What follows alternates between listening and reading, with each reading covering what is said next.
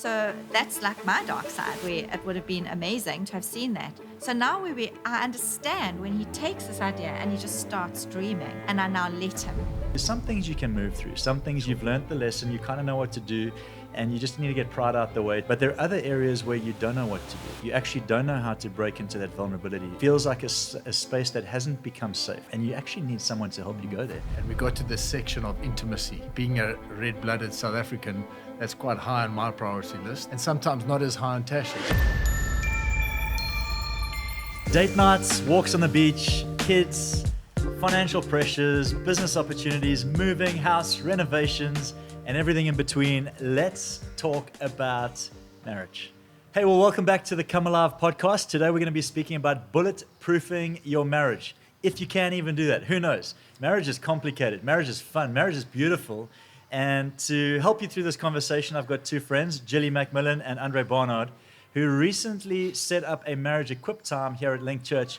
And it was epic, and people spoke a lot about it. And so we're going to break down some of what they spoke about in this idea that perhaps with a bit of effort, we could just bulletproof our marriage. Amazing. It's good to have you guys here. Welcome. Thanks for having us, Phil. Give us a little backdrop. For those of you who just dropped into the conversation, they've just arrived, perhaps their first time checking out the Come Alive kind of podcast space. Who are you? What's the bit of a nutshell story to your lives, each of you? Go on, Judy. Wow. So I am a granny of 6 children. Wow. And which is just amazing. 6 grandchildren. I have 2 sons who are married and beautiful. And we found ourselves living here on the North Coast in 2016. And we always say that it has been the best move of our lives. Awesome. We came into probably one of the most widest, open, spacious places we've ever been in. That's awesome. Which has been great because it's in the twilight years of our life almost. So I like how you say almost. Almost. To be fair, you're still in your I prime. don't really want to be like that yet. Okay, good. No, definitely not. Can I ask you a question? Yeah. Do you have a favorite grandchild? That's an unfair Are we question. recording this? Welcome to the Come Alive recording? podcast, where we ask real questions. Everyone has a favorite. You don't have to tell me, Jilly, but it's just a good question to think about. You know what I often say to people? Because I say, no, I don't have a favorite. I go, you know how you know which one it is? When you buy them all an ice cream, but one of them just feels so much better when you give it to them. That way the kids never have to know who it is. No, listen, every child has got a uniqueness to them that's very special. Jilly is a well-balanced, thought-out life coach and was never going to give me the answer I was looking for. Yeah. All right, Panther, Barnard, tell us about yourself. Yeah, so married with the most amazing Tash. She's a firecracker. Yes, and 2 amazing kids, Carter and Asia. And yeah, we've been on the North Coast for going on 19 years, so it's been exceptional. I work in the professional sporting space and do a lot of coaching as well, both around performance, but also life skills and leadership. So, Amazing. Yeah. So good. And I think it's awesome that recently we opened up our church or our home for people to come and just hear around marriage, have a conversation around marriage. I've heard some great feedback. You both mentioned there's been some really good testimony out of it. What would you guys, each of you maybe say was a highlight for you personally? Obviously, you guys facilitated the moment, and there were a lot of people in the room that had different reasons for being there and different stories to tell. So as you watch kind of God do what God does, what would be the highlights, short version highlights coming off the back of it? Well, I think for me, definitely, I think the way we set it up after quite a few chats was trying to make it as interactive as possible. Because I think sometimes, especially in the marriage space or relationship space, if you're not able to share what's on your mind and get some practical tools, you're actually just getting a lecture and you're walking out and you're going, well, that's great, but what I'm going to do with it. Sure. And the feedback we've had has been based on the conversation we had in those sessions. Great. So guys coming back saying our communication is better. Something shifted in our marriage because we understanding how to talk to each other. We're understanding that love is a choice. It's not just an emotion. And so that for me has been a highlight, just being That's able awesome. to make it practical. I love what you're saying, Andre. And I think also for me, the number of people that came to the Equip showed me that people very intentionally want to do something with Yes. their marriages. You don't come to a marriage Equip on a Tuesday night for fun. You come because you want to see something change. Absolutely. So there was a hunger in the room, and I feel like God really met with people because That's of that amazing. hunger. He blesses that kind of hunger in people. Absolutely. And so I think we're seeing the fruit of that. So it's very exciting.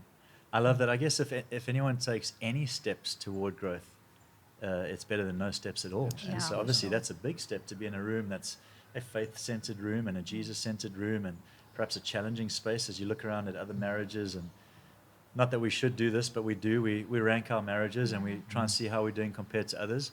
One of the feedbacks I got from somebody on our team, which loved this time together, was the vulnerability of the room. Just the openness to share some of the challenge. In fact, she kind of referenced how at some stage you asked the room to turn to each other and just be open and honest with each other. And she said that was a highlight for her in her own story, but also listening to others tell their story, to which she replied to me and she said, I felt human. So good. Amazing. I felt like I realized I wasn't the only one in the room going through, I can't talk to my hubby, or, we can't get through certain things. So how important, maybe Jilly, you can start here, how important is vulnerability when it comes to healthy relationships, healthy marriages, intimacy within marriage? Is vulnerability even a thing? Because it's a buzzword. It's a buzzword, but it's a definite word. I don't know how one actually manages to connect with your partner if you don't have a sense of vulnerability, because you're not bringing your true self to the person then.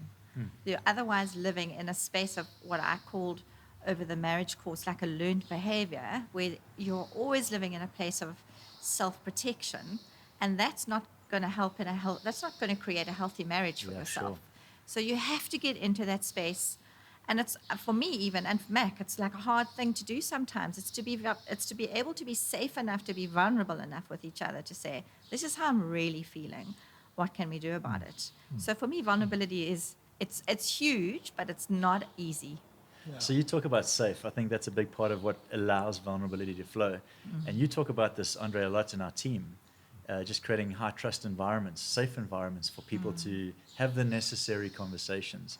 What produces safety, or what type of environment, let's talk about, creates a safety? Obviously, we're talking marriage here, but in any environment, what are the factors of relational environments that make it feel safe?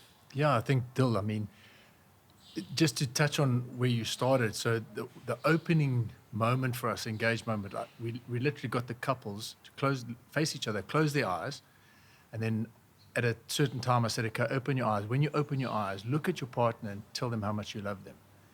And that alone was so difficult for some people. They were uncomfortable, and I could see it observing, and Jilly would Yeah. probably. Sure. But in that space, to understand that trust is the cornerstone to vulnerability. So vulnerability is an ingredient to trust. But the thing that really brings it out and stabilizes it and makes it important for us is that we take ourselves out of the equation, our Brilliant. self-egos, our self-situation. So when you're sitting with your spouse and you're wanting to tell them how you feel that, or what's challenging you, they've got to take out their emotion and hear what you're saying, and then ask from there, what's my role in it? And so I think that for me is the key ingredient. If it's a team, if it's a marriage, whatever it is to build trust, to understand you've got to always take yourself out of the situation. That's great. Just hear, listen what's being said, and then from there decide, okay, what's the next step? I think that's great to what you're both saying. And also, to be fair, it's hard to take yourself out of anything unless somebody helps you. Yeah. And so I really feel like part of the marriage equipped night, where people are in the room, already they've put themselves in an environment where they're going to be led. You guys were facilitating moments like that. And so things that they wouldn't naturally do that are helpful, you're now nudging them to naturally do.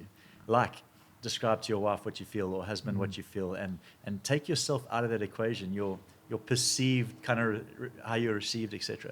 I think that's really important, because for Tess and I, definitely, and I'll say this to anybody listening online now, we've found that we haven't been able to, some things you can move through, some things you've learned the lesson, you kind of know what to do, and you just need to get pride out the way to move forward and find that freedom again. But there are other areas where you don't know what to do. You actually don't know how to break into that vulnerability. It feels like a space that hasn't become safe. And you actually need someone to help you go there. Yeah. And so we've had a marriage counselor literally help us through certain conversational things that are major barriers to just the joy of marriage. So good. And so to the people that were in the room, what do you think's going through someone's mind, Jilly, maybe as they walk into a room and they know these guys are going to challenge us, probably ask us to do something? How do we put people at ease to almost like appreciate the role that a coach or mentor or counselor or third-party friend plays in our marriages, because we know we need it more than we realize. We're not good enough at taking ourselves out the equation. No, we're not. I think humility plays an enormous role. And the sense of creating a rapport with people is also just being vulnerable yourself and just showing people, like when we started, we said we have this word disclaimer above our heads, I love because that. we do have. We're just very ordinary people. We definitely don't have anything sussed and absolutely right in any way whatsoever. But there are principles that we've lived and walked through that we've seen work.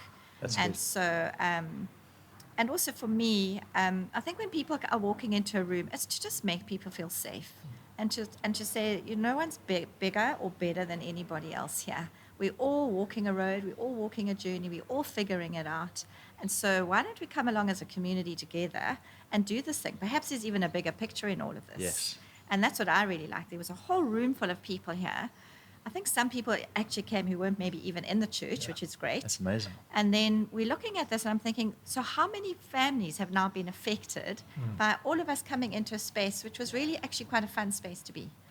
We all ended up having a whole lot of fun. Yeah. We did. It was very And good. and people were so pleasantly surprised by it, that it wasn't this heavy Yes. and, oh, you can't get it right. And it's like, we're figuring it out, guys. But by the grace of God.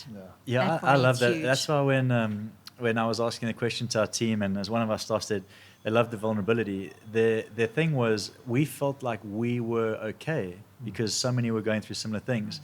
So I said, that's what I love about any environment where there's safety, where there's vulnerability, is that it levels the playing field. Absolutely. No marriage has some secret sauce that one other doesn't, or at least doesn't have access to something Sure. that someone else That's does. for We all sure. have access to the same Yeah.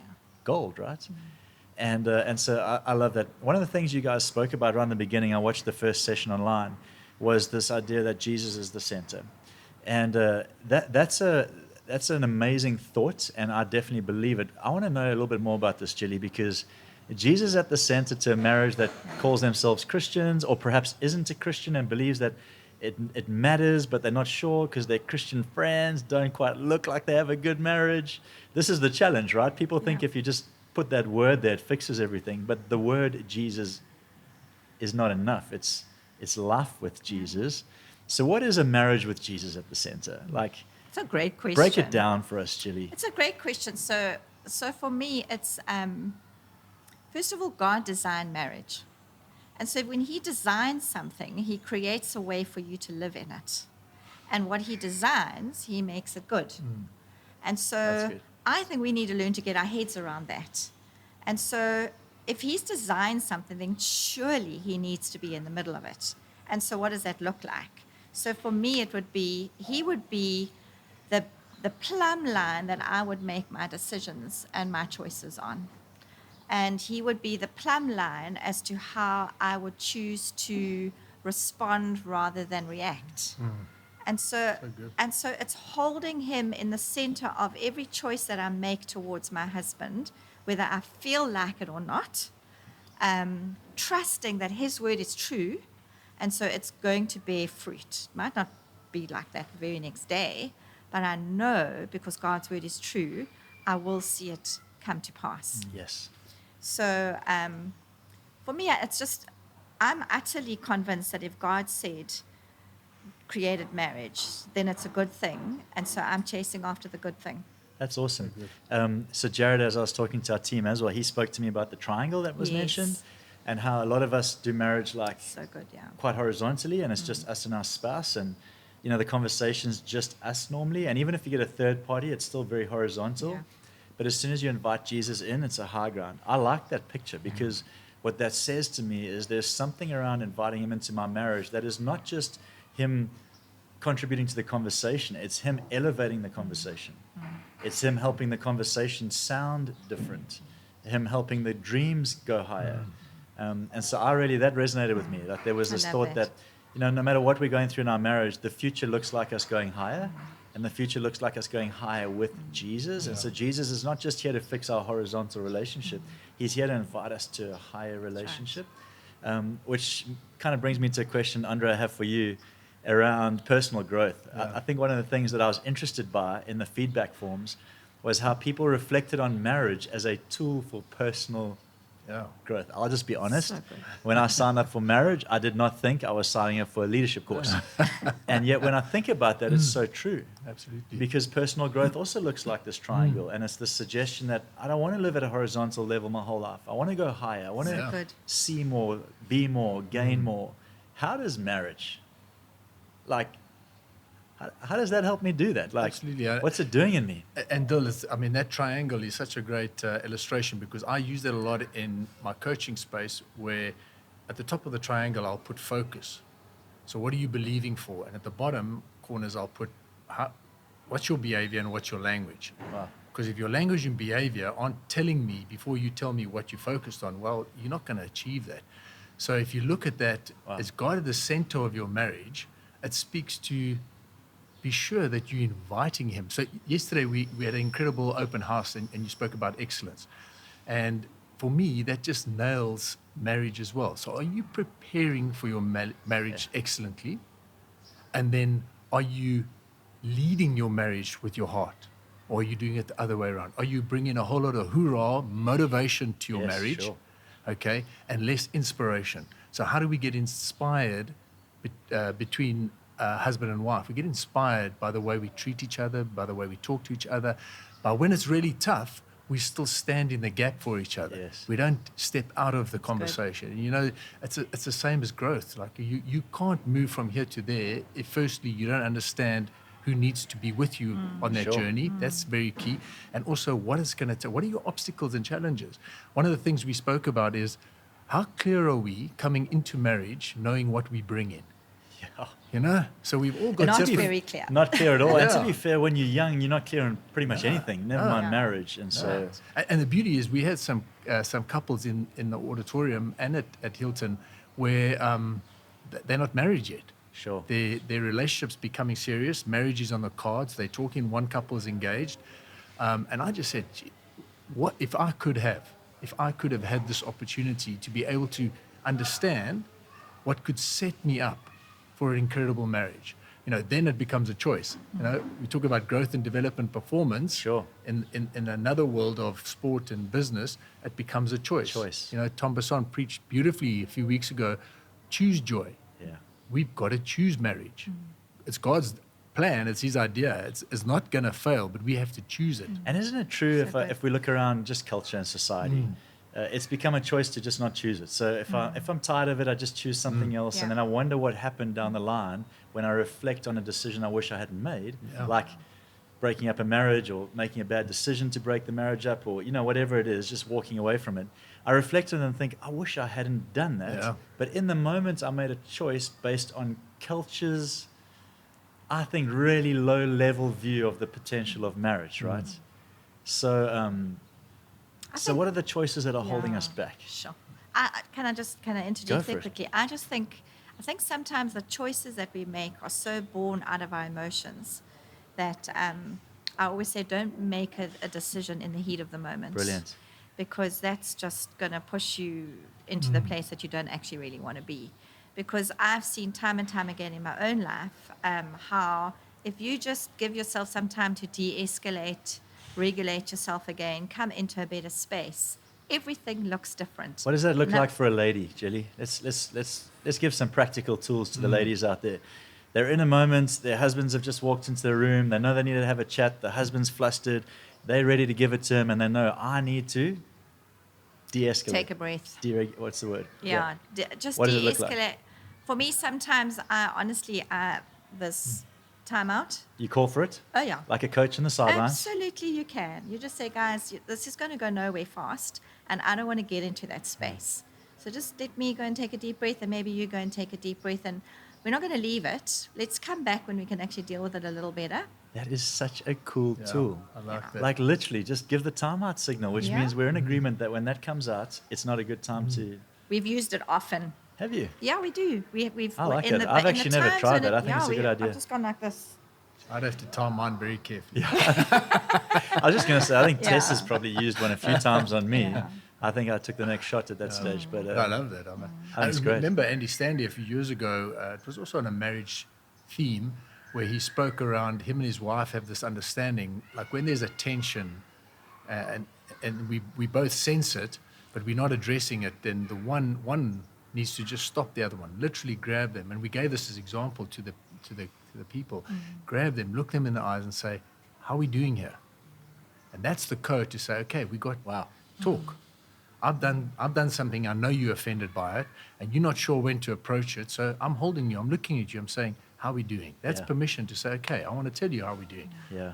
You know, and I think it's timing, right? Communications, tone, timing, it's all those wonderful things. Timing's so critical because like I go red very quickly on certain things, and Tash knows that if I'm in the red, it's not a good time to press my buttons and get into a conversation about it. She can in that moment say to me, we need to talk about this. Not good, we'll pick up on it later. Yeah. And that's the timeout. I like the timeout thing. Yeah.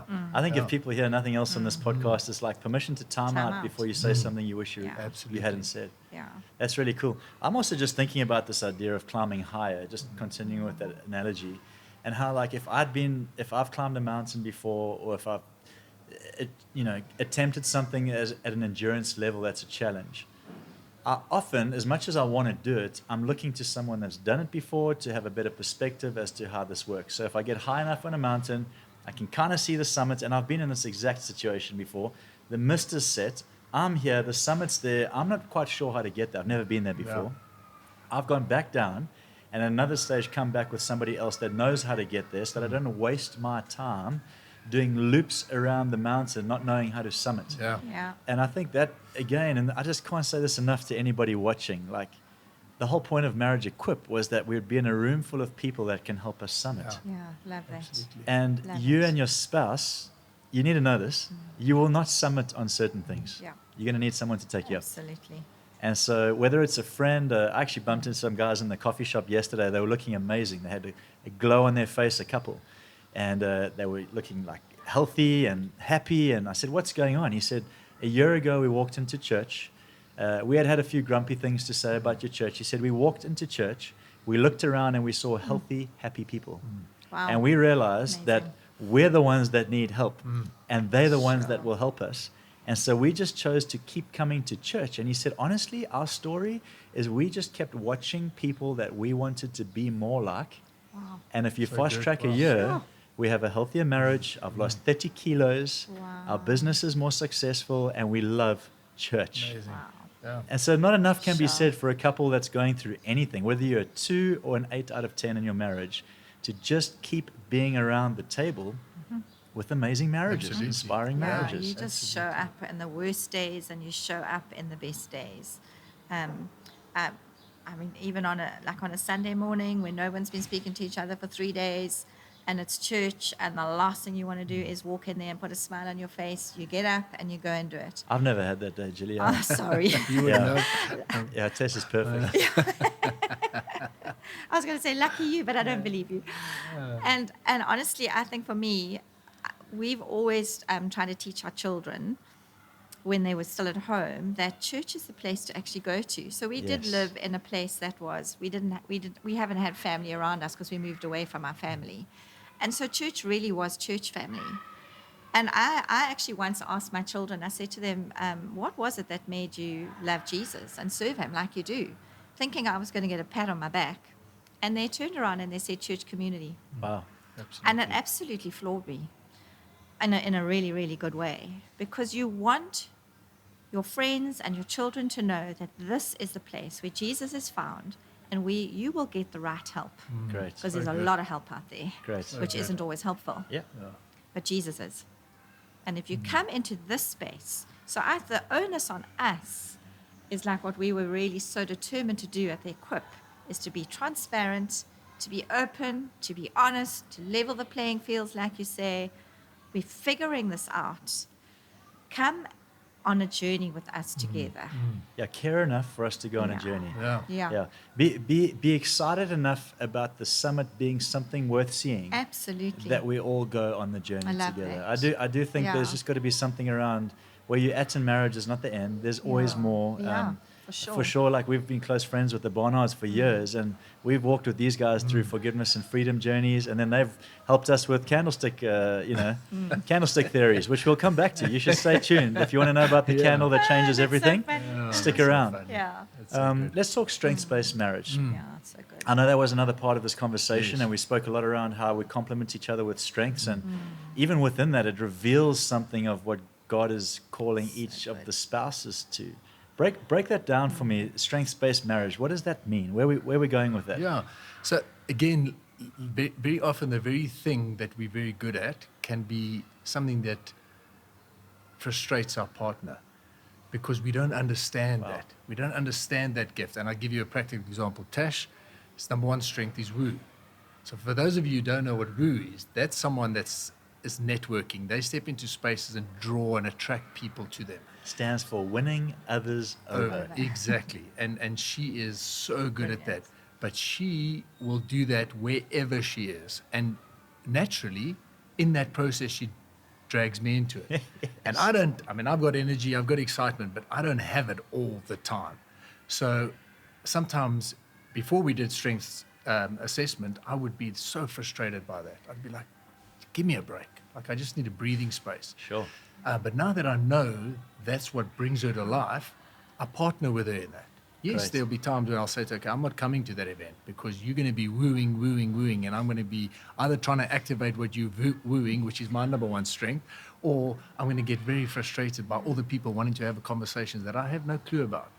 So it just aligns the thinking, It's very good. And it doesn't. The one thing we must understand: when you understand each other's strengths, you're not equipped to try and, or the goal is not to try and change those strengths. Yes. It's to encourage them, but to also understand that part of what they bring will support you. And when you look at the we do a quick comparison between Tash and myself. When you look at the comparisons, you can see how there's collaboration in strengths, but we have to bring that out in each other. Sure. So, everyone, if you don't know, strength is literally a talent. Everyone's got talents. It's a talent that you have innately just developed over years. Yes. And that becomes a strength of yours.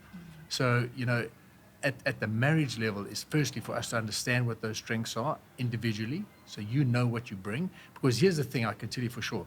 If you don't deliver on at least your top 10 strengths at some level, you suffer. Sure. And then your suffer carries into the marriage, and then your spouse starts suffering. Yeah. So this is a big deal, right? Because I want to say to anyone listening to this, because people are listening probably because they want their marriages to be better. Certainly not because we have anything they need, but they're just wanting anything that's going to give their marriage some support. And so we talked about the timeouts, and we spoke about that being key. We spoke about this idea of a mountaintop where actually we're too horizontal in most relationships. We need to look up. We need to get God involved. And now we're talking about the strength space. So practically, it's actually like, hey, if you haven't done Gallup's Strengths Finder, I think it costs all of $100 at this stage, a couple of dollars. Yeah. And you can get your top 5 strengths. Yeah. If you want to pay a little bit extra, you can get your top 30, or you can get the 34 unpacked, 1 to 34. But practically, for anyone listening to this, if you haven't done Gallup's Strengths, it's a great place to start, because what you're describing as a woo strength and Tash is because you understand strengths. Otherwise, you'd still be guessing, what is it about her that can't wait for another conversation? And so I think it's really important It's that amazing. spouses champion each other Yeah. to, at a very practical level, do the Strengths Finder. Yeah. Like actually learn what Yeah. it is that you're good at. And then the second thing I'm hearing, which is just beautiful, and I think you do this really well, Andre, is you champion that in your spouse. If I know Tess has the strength of strategic, which she does, naturally she puts a plan in place far quicker than I do, right? Absolutely. So in our home, she runs the calendar. I've spoken to guys, and they're like, how can you let your wife run the calendar of your home? Like, it's your home. And I'm thinking, like, it would be chaos if I ran the calendar of our home. Exactly. I'm spontaneous to my core. Woo's Yeah. right up there in my structure. I'm Yeah. entertaining the world before I'm looking after my family. Yeah. Tess is structuring space. And so to know the strengths of your spouse is one thing. To champion them Brilliant. is another. Absolutely. I often feel so Mac's top strength is maximizer, and mine is consistency. Like in the Wow. world, like never the two shall meet. And so when we did it together with a coach, it was the biggest game changer of our lives, because I spent my whole life saying to Mac, I can't keep up with you, because he Wow. has this maximizer just wanting to just create something huge out of any idea that I ever came up with. So it devalued me all the time. Sure. And so that was the dark side of it. But when he suddenly realized what I needed, and I've often thought, oh gosh, imagine if I had like just said, run with the wind, babe, like where he might have been. Uh-huh. So that's like my dark side, where it would have been amazing to have seen that. So now I understand when he takes this idea and he just starts dreaming, and I now let him. Where before it was a frustration point. It was, oh, here we go again. And you let him, and it actually comes back to you. Come straight back to me. This is what's so important for marriages. Amazing. Because no one walks into a marriage equipped, Yeah.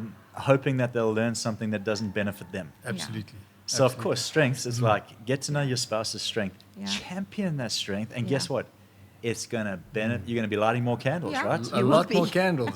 But one thing I will say, just on that, so we mustn't get too caught up on the over positivity of that. Sure. Because what you also have to do, and you would have experienced this, is when you speak into Mac, to know when to say to him, I don't need you to maximize this. Absolutely. Brilliant. Just listen. Absolutely. Actually, just listen. Yeah. I don't need you to do anything with this. Yeah. Because the flip side will happen. He'll run at something and you'll be like, whoa, whoa, whoa. No, I didn't want that. I actually just wanted you to know about this. And it's- So yeah, when I you love know that. and understand That's that. great. Yeah. So sometimes I might walk into a room with Tash and it's great to know the people, but we don't really want to be attracting. And I'll just say to you, today's a calm day. Let's just Wow. say hello, how are you? We don't need to build anything here. We're just coming in to catch something and Yeah. we out. So good. And it's important. Wow, that's cool. It's very important. important. We did. I mean, I eventually had to learn to say to him, don't maximize my idea. You can come back to me in 3 days. And I said, give it some thought, but live with my idea for 3 days, and then come back and tell me what you think. I think this is so key. I mean, we're going to start to close now, and I want to close with the candle story because I think it's another helpful. We got the tea, we got the mountain, we got the strengths, and we're going to end with a candle. We're going to send people home with the five steps to Whoa. glory. Well, the candles. But when it comes to this strength space, and we're talking a lot about it now, you learn your wife or your husband's, your spouse's top 5 strengths or top 10 strengths. You're aware of what they are, and like what we're saying now is the goal is not to exercise them at every living moment. Yeah. What I'm hearing is if Tess is operating in her strengths, or if she's expressing herself to me, and I know what her strengths are, the goal is not for me to complete her with my strengths. God has completed her without me. Amen. The goal Yeah. for me is to honor the strengths I see in her. That's right. She doesn't need my futuristic activator positivity at all. I will be that naturally in our home, but when she's describing something or expressing her heart, it's not calling for me to tap into my top 10. And I don't think am I right? That's Yeah. not the synergy we're talking about here. No. The synergy is when I just be me and she just be her, Yes, and that's we good. honor one another. The natural Yeah. flow is synergy. Yes. But it's not every time she says something, let me show you what my strengths will do to make it better for you, you know? Yeah, that's so Absolutely. good. So that's pretty Yeah. cool. Yeah. I love it. I think a huge part of a marriage is the acceptance of each other. It's not accepting behavior. It's just this natural acceptance to, if God values you, then I'm going to value you too. Yeah. I love that. That's big. Because that for me is just natural. If God places a high value on people, I mean, we created in His image, and I think that we really need to learn to. If I look at my spouse like that when I'm really mad, it does change things for me. Sure. And so, like Jesus at the center again, this acceptance of I'm not going to accept bad behavior, and I am going to draw a boundary, but at the same time, I will never devalue you, because God, in His kindness and grace, never devalues Yes. me. Yes. And so we need to learn to step into that place. And I think, again, that's where church and each other are so important. Well, I just I want to honor you guys for creating that space for the Marriage Equip. I've only heard good things from it. If guys weren't there, if you're listening to this and this is kind of exciting and helpful, just know that those things are going to come up from time to time. We're going to commit to helping marriages forever as a church. It's not a once-off, No. 5 steps to success. This is let's go on a journey to the summit together. So just to appreciate you guys. I know, like you said, your stories come with a disclaimer that they're not perfect. No. Your backgrounds both have their own stories, and I'm sure Yeah. most people know them. But I just think it's amazing that you said yes to serve others. That's always the gift. And so I just want to thank you for that. I want to end with a bonus. The bonus is, if you're watching right now, that there is a story around candles that will change your life. Yes. In short form, Panther, we've got timeouts. Yes. We've got let's summit together. We've got do the strengths finder. We've got honor the strengths. And now we've got candles. Candles. How does that fit in? Yeah, that's a good question, Bill. Now, so the reality is it came around the marriage course we did it quite a few years ago, and we got to this section of intimacy. And being a red-blooded South African, that's quite high on my priority list, and sometimes not as high on Tash's. Sure. And in that vulnerable space where we were discussing this, Tash came up with an idea to say, you know what we'll do? In fact, I think you guys just bought her a big Joe Malone candle for one of her birthdays. And she So said, we unknowingly served your marriage. Thank you. Amen. This is for awesome. Great pastors and leaders. And so she said, you know what we'll do is if you come upstairs and the candle's on, then it's game. We got some cool. time. But if it's not on, then Just go to sleep. Just go to sleep. And that was great, and it was working. But then after a little while, I noticed I would be switching or lighting the candle, and when I came back into the room, it would be out. So, eventually I started buying a whole lot of candles. I put them all over the house. Make it hard to put them out? Yeah, but Tash is very good at putting them out and it's okay. But I agree. The reality is, I think, like anything, like your communication timing, it's important to get the timing right. Yeah. Because we all know, we both want to be in it, it's marriage. Yeah. We want God to be in the center of it. Whether it's intimacy, it's communication, whether it's discussion, whatever it is, that's the structure we want. And for that to happen, we need to be as close as we can be on the same page. Yeah. I love that. We started this convo literally saying, like, breaking open the channel of communications in marriages, because that's often what stops them Yeah. going Yeah. forward. It's not often big things. Normally it's just simple conversations that, unblock the barriers to entry. And I like that a candle is one way of conversing. I do think that anyone hearing right now and they're thinking, oh, that's a funny story, they probably would be so grateful if Yeah. they just tried it, because so often, if we're honest, as kids come, as financial pressures rise, as intimacy is the thing that, falls far back in the Yeah. equation, and it's a big part of marriage, and it's a great gift of God to Yeah, marriage. that's right. And so I think if a husband or a wife, for that matter, knows that a simple way of communicating when they can't articulate the words is to light a candle, it's such a beautiful and gentle way of saying, I just want you to myself right now. And I think to anyone listening right now, you should try it. That's all I wanted to That's say. amazing. Absolutely. It works. Yeah. Well, It thank you works. for joining us. The Come Alive Marriage Edition, Bulletproof Your Marriage. Who knows? These 5 things might just help you shield up against the cultural norms that are breaking us down, shield up against the society expectations that are making it hard for us just to enjoy the marriage God has given us. And so I hope that these 5 things help you bulletproof your marriage. Until next time, thank you, Andre. Thank you, Jilly. Thanks. And we'll see you Thank soon. so